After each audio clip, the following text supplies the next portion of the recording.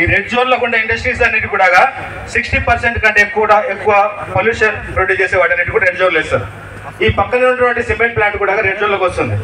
ఇటువంటి red zone ఉన్నటువంటి cement plant 36 to 38 pollution ఎట్లా చేస్తుంది నాకు అర్థం కావట్లేదు. అంటే ప్లాంట్ నడపట్లేదా లేకపోతే మీరు టెస్ట్ చేయలేదా? టెస్ట్ చేయట్లేదా మీరు? ఇప్పుడు తెలియదని చెప్పేసి అబద్ధాలు చెప్పడం పోతే మీరు కాపీ పేస్ట్ ఎక్కడో చేసిన సర్వేలు తీసుకొచ్చి ఇక్కడ కాపీ పేస్ట్ చేస్తే ఎట్లా? మీరు ఇప్పుడు ఇక్కడ 60 నుంచి 60 ఏమో పొల్యూట్ క్రియేట్ చేసే దాన్ని రెడ్ జోన్ లో పెడతారు. రెడ్ జోన్ లో ఉండాల్సిన దాన్ని తీసుకొచ్చి 36, 38 ఎట్లా PM10, PM2.5, SO2, NOx అని కూడా తక్కువ ఉంటే ఎట్లా చెప్తారు మీరు? అలాగే ఈ బఫర్ జోన్ లో నేను చూస్తున్నాను ఒక్క చెట్టు కూడా లేదు. బఫర్ 7.5 మీటర్లలో ఒక్క చెట్టు కూడా లేదు. మీరు ఎట్లా దీనికి పర్మిషన్ ఇద్దాం అనుకుంటున్నారు? ఒక్క చెట్టు లేదు. ఇప్పుడు ఈ ప్లాంట్ ఆల్రెడీ దీనికి పర్మిషన్ వచ్చి 20 years కి ఇచ్చినారు. తర్వాత 20 years లీజ్కి ఇచ్చినారు. తర్వాత ఒక జియో పాస్ చేసి దాన్ని 50 years చేసినారు. అది ఎవరికి కూడా చెప్పలేదు. సరే 50 years చేసినారు. దాంట్లో ఇప్పుడు దీనికి ఎక్స్పాన్షన్ చేయడం వల్ల ఒక్క ఉద్యోగం అని వస్తుందని చెప్పేసి ఎన్విరాన్మెంట్ ఇంజనీర్ మన కన్సల్టెంట్స్ గారు చెప్పలేదు. ఇప్పుడు ఈ ఎక్స్పాన్షన్ చేయడం ఎన్ని ఉద్యోగాలు ప్రొడ్యూస్ అవుతాయండి? ఇప్పుడు ప్రజెంట్ ఎంతమంది దీంట్లో మనుషులు పనిచేస్తున్నారు? ఈ ఎక్స్పాన్షన్ వల్ల ఎంతమంది జాబ్ వస్తుంది చెప్పండి?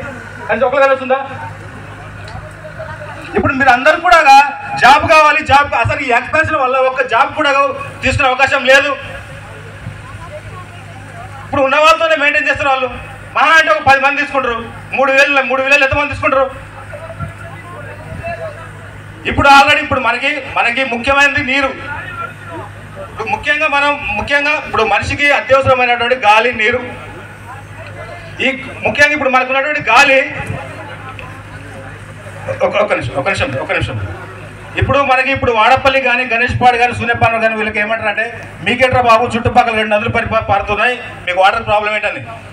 ఈయన ఏఏ రిపోర్ట్లో 68 పేజ్లో ఇక్కడ ఉన్నటువంటి వాటర్ 5 ప్లేసెస్లలో ఇది సర్ఫేస్ వాటర్ టెస్ట్ తీసుకుంటే డ్రింకబుల్ అని చెప్పేసి రాసి పెట్టినారు. దీంట్లో ఎక్కడ ఇప్పుడు కృష్ణానది వాటర్ డ్రింకబులా? కనీసం అది స్నానం చేయడం కూడా పనికిరాని వాటర్. అది కాసేపు 5 నిమిషాలు కృష్ణ కూర్చుంటే మీకు గచ్చి రాకపోతే నేను ప్రార్థిస్తాను. మీరు ఎక్కడ వాటర్ శాంపిల్ తీసుకొని టెస్ట్ చేసినారు మీరు? వాడపల్లి ఇంతకుముందు ఇక్కడ వాడపల్లి పంపిణీ జరిగితే ఇది మన KTP Krishna Godavari power plant జరిగితే ఆ వాటర్ అసలు పనికిరాని, కనీసం ఏమంటారు అక్వేరియం కూడా పనికిరాని పొజిషన్ ఉంది అది. ఇంకా ఆ ప్లాంట్ కింద కడితే జనరిక్ డిసీజ్ వచ్చి అక్కడ చేపలు కూడా బతకలేని పొజిషన్. ఇప్పుడు ప్లాంట్ వదిలేసుకొని ప్లాంట్ మాకు జీతాలు బాగా బాబు, మాకు ఉద్యోగాలు రావు వదిలేసుకొని ఏదో ఆ కిష్ట మీద బతికి చేపలు పట్టుకొని బతుకుని చాలా ఫ్యామిలీస్ ఉన్నాయి.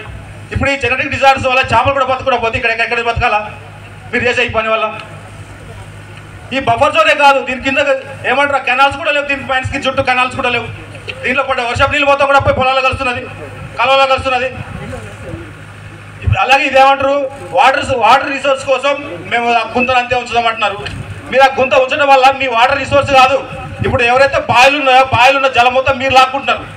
ఎందుకంటే మీ స్పేస్ ఎక్కువ ఉన్నది. మీ ఈ మైనింగ్ పిట్స్ చాలా పెద్దగా ఉన్నాయి. వాళ్ళ బాయిలు చిన్నగా ఉంటాయి. అక్కడ ఏమంటారు కంప్రెసర్ ఎక్కువ ఉంటుంది, ప్రెషర్ ఎక్కువ ఉంటుంది. అక్కడ పైకి రాలేవు వాటర్.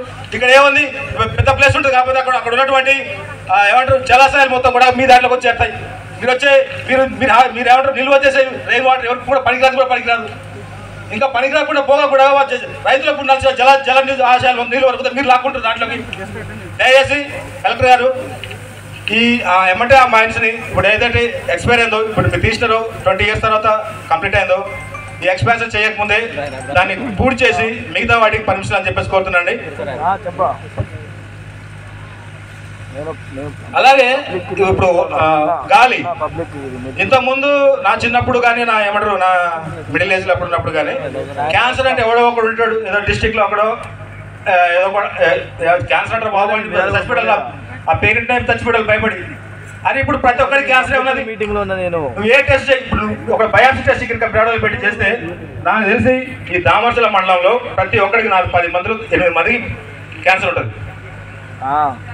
AML కానీ LLM కానీ ఏదో క్యాన్సర్ ఉంటుంది, లంగ్స్ సంబంధించిన క్యాన్సర్. ఇంత సింపుల్గా ఉద్యోగాలు కనీసం కన్సల్టెంట్ చెప్పిండా? ఇప్పుడు ఆయన అంటుండే మాది ఇంపాక్ట్ అవుతుంది, ఇంత అవుతుంది. కనీసం ఈ ఎక్స్పాన్షన్ వల్ల ఇన్ని ఉద్యోగాలు మేము ప్రొడ్యూస్ చేస్తామని చెప్పారు. అసలు చెప్పలేదు. ఇంకా మీకు ఎక్కడ తెలుసు సార్? ఇన్ని సంవత్సరాల నుంచి నడుస్తుంది, మీకు ఎందుకు తెలుసు? వాడు వెనస్పాడికి వాడపల్లికి ఎన్ని ఇచ్చారు, సున్నపాడికి ఎన్ని ఇచ్చినారు?